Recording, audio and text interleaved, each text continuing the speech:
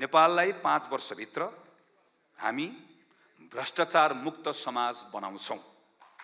हामी नागरिकहरूलाई हैरानीबाट मुक्त बनाउँछौं र हाम्रो सरकारलाई जवाफदेही बनाउँछौं। यो हाम्रो संकल्प हो, यो हाम्रो प्रतिज्ञा हो।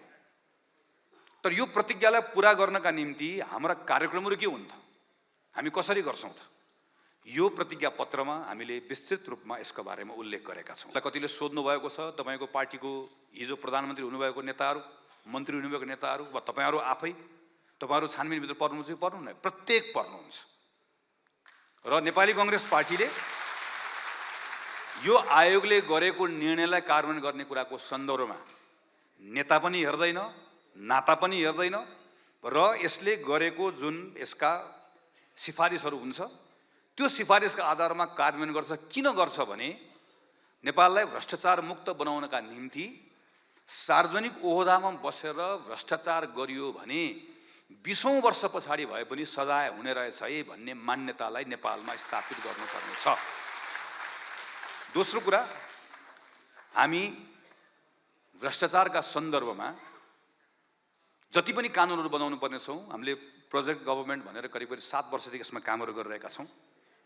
ती कानुनहरूको लिस्ट सबै हामीले यसमा राख्न सकेनौं, तर केही कुराहरूलाई हामीले उल्लेख गरेका छौं।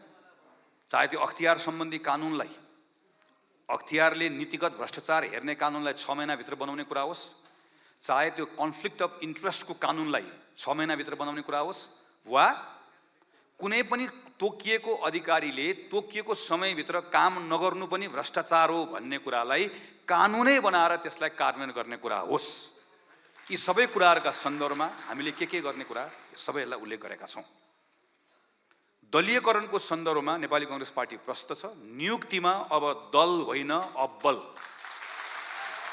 नेपाली कांग्रेस पार्टी कहीँ पनि अब भोलि गएर हामी यो 5 वर्षको दौरानमा कसैले पनि नेपाली कांग्रेस पार्टीले संवैधानिक परिषदमा बसेर संवैधानिक आयोगमा भागवण्ड माग्न गयो, विश्वविद्यालयमा भागवण्ड माग्न गयो, यहाँ भागवण्ड गर्यो भन्ने कुरा अब कसैले पनि अबको दिनमा यो सुन्नुपर्ने छैन। हामीले टेक्ने सिद्धान्त के हो?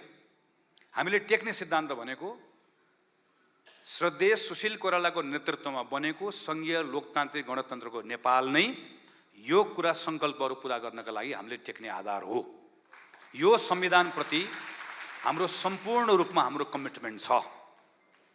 हामीले स्पष्टसँग भनेका छौं कि डेमोक्रेसी, हाम्रो आफ्नो जति पनि अरू हाम्रो पोलिटिकल, सोशल, कल्चरल राइट्सहरू छ, समावेशी समानुपातिक प्रतिनिधित्वको कुरा छ, यी सबै कुराहरूका बारेमा हाम्रो कन्स्टिट्युसनले भनेका कुराहरूमा हामी 100% कमिटेड छौं। असंलग्नताको सिद्धान्त, नेपाल कुनै पनि खालको रणनीतिक गठबन्धनमा कुनै पनि शक्ति राष्ट्रको रणनीतिक गठबन्धनमा नबस्ने कुरा लगायतका हाम्रो आफ्नो कमिटमेन्टहरूमा अविचलित रूपमा नेपाल यसमा स्ट्यान्ड गर्छ।